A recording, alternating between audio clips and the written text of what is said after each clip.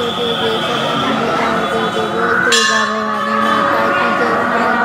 नवरात्रीचा 9वा दिवस आहे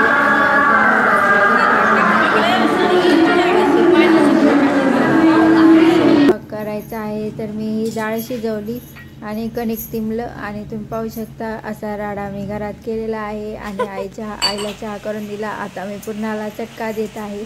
तुम्ही पाहू शकता पुरण शिजून घेतलं। आता कांदा चिरते आणि आता आमटीचं सारण तयार करते। कांदा चिरून घेतला, टोमॅटो आता तो मस्त परतून घ्यायचा आणि मिक्सरमधून काढून पेस्ट काढली ती परतून घेतली आणि केलेला आहे, भाजलेला आहे। आता मी भज्याचं तिमते आहे, तर हे भज्याचं उत्तम केलं। आता भजे तळायचे आहे, त्यानंतर आपल्याला भजे तळून झाल्यानंतर कुरडई तळायची आहे, पापडी तळायची आहे, उडदाचे पापड, खारवड्या वगैरे सर्व तळायचे आहेत आणि हे सर्व देवीच्या नैवेद्यात ठेवायचे आहे। तर मी नैवेद्य तयार, आमटी तयार।